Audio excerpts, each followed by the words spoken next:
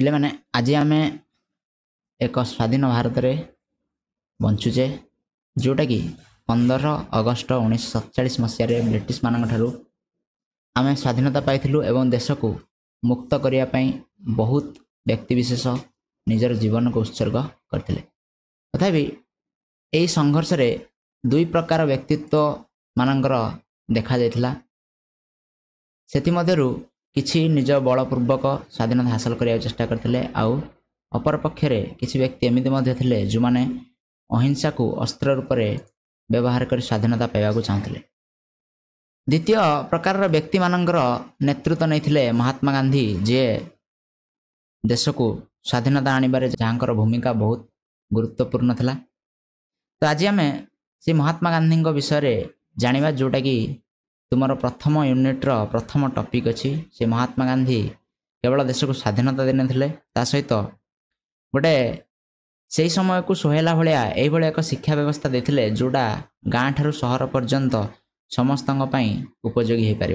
तो से शिक्षा व्यवस्था विषय आम आग को जाना भिडियो रे आग को बढ़िया पूर्व मु तुम समस्त मन पकई देवा चाहूँगी जे एपर्यंत तुम मैंने से सब्सक्राइब बटन टी को प्रेस करना तेणु सब्सक्राइब बटन टी को जल्दी जल्दी प्रेस कर और बेल आइकन ऑन कर दियो जिते बड़े मु नुआ वीडियो पकेबी तुम समस्त को नोटिफिकेशन आसीज। आ सहित वीडियो टी को लाइक कर सांग मान सहित शेयर कर और चैनल टी को निश्चित भाव में सब्सक्राइब कर कमेंट रे भारत माता की जय बोली लिखिपर।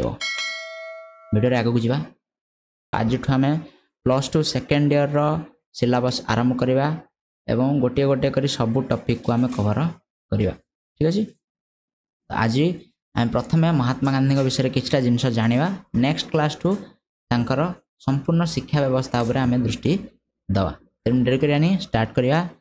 पुणी थर कहीदे वीडियो टी को लास्ट पर्यंत देख से लंबा वीडियो हेनी संपूर्ण रूपे देख ये आम गांधी जीवनी विषय किछटा जिनस आलोचना करवा। देखिए गोटे गोटे करी प्रथम कथा हूँ जे ए महान व्यक्तिविशेष जनक जन्म हेले 1869 मसीहा अक्टोबर 2 तारिख रे गुजरातर काठियावाड़ जिलार पोरबंदर नामक एक स्थान रे तांकर जन्म हैला। एही समयरु एही स्वाधीनतार कहानी आरंभ हुए। पितांक नाम थिला करमचंद गांधी। से समय जड़े देवानी भाव में कार्य करथिले। माता पुतुलीबाई जड़े धर्मपरायणा नारी थिले। पिता पोरबंदर राज्यर जो समय ब्रिटिश इंडिया इंग्रेज शासन चली से समय से राजा अधीन देवान भाव में कार्य करते। गोटे छोट परिवार रु माता पिता सहित गांधीजी रहा आरंभ कले। बहुत कम बयस से निज पिता हरई मात्र 13 वर्ष बयस समय विवाह कस्तूरबा नामक जड़े महिला जी कि बयस गोटे वर्ष बड़ थे सहित विवाह हुए। ता सहित से समय गाँव रे ही शिक्षा आरंभ हुए एवं जिते शिक्षा आरंभ हुए से समय से बहुत लाजकोड़ा पाठपढ़ा से उज्जवल नथिले किंतु ता सत्वे से पाठपढ़ा शेष कले। 18 वर्ष बयस से मैट्रिक पास कले अहमदाबाद रे एवं तापर परे से बारिस्टर पढ़ाई बिलात यात्रा कले 1887 मसीह से 3 वर्ष अतिबाहित कर 1891 मसीह भारत को प्रत्यावर्तन करते। से प्रत्यावर्तन कले से समय चाकरी बहुत समस्यार सम्मुखीन होगा पड़ता एवं चाकरी से सहजरे मिली नाथिला। तो 1893 मसीह चाकरी आरंभ कले और से चाकरी दक्षिण आफ्रिका यात्रा करने को पड़ता।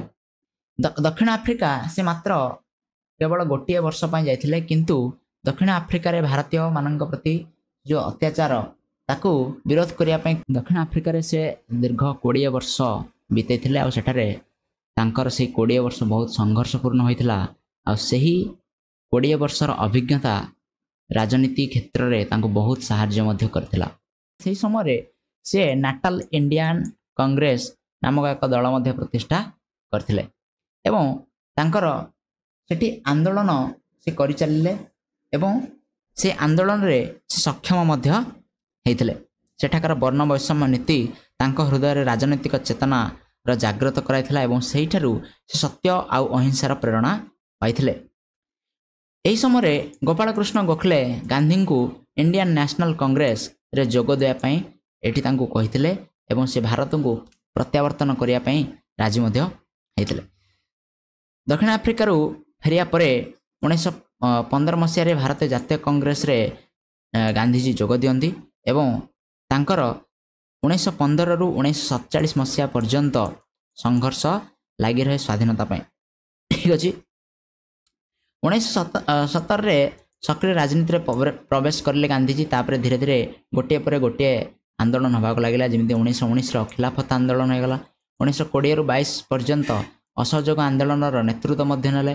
1922 ମସିହାରେ ତାଙ୍କୁ କାରାବରଣ ମଧ୍ୟ ହୋଇଥିଲା। ତା ସହିତ 1930ରେ ଦାଣ୍ଡିରେ ଲବଣ ସତ୍ୟାଗ୍ରହ ହୋଇଗଲା। 1942ରେ ଭାରତ ଛାଡ଼ ଆନ୍ଦୋଳନ ଏବଂ ଏଭଳି ବିଭିନ୍ନ ପ୍ରକାରର ଆନ୍ଦୋଳନ ସାରା ଦେଶରେ ଲାଗି ରହିଲା, ଯାହାର ନେତୃତ୍ୱ ମହାତ୍ମା ଗାନ୍ଧୀ ନେଇଥିଲେ। ତ ଏହିସବୁ ସମୟରେ ତାଙ୍କର ବହୁତ ସଂଘର୍ଷମୟ ଜୀବନ ଅତିବାହିତ ହୋଇଥିଲା। ବହୁତ ତ୍ୟାଗ, ବହୁତ ସମୟ ସେ କାରାବରଣ କରିଛନ୍ତି, ବହୁତ ସମୟ ସେ ଜେଲ୍ ମଧ୍ୟ ଯାଇଛନ୍ତି।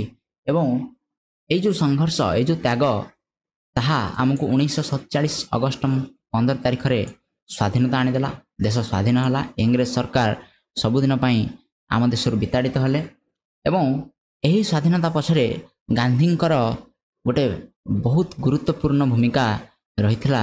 ଆଉ ତାଙ୍କୁ ଆମେ ଆଜି ଜାତିର ପିତା ବା ବାପୁ ବୋଲି ଶ୍ରଦ୍ଧାରେ ସମ୍ବୋଧନ କରିଥାଉ।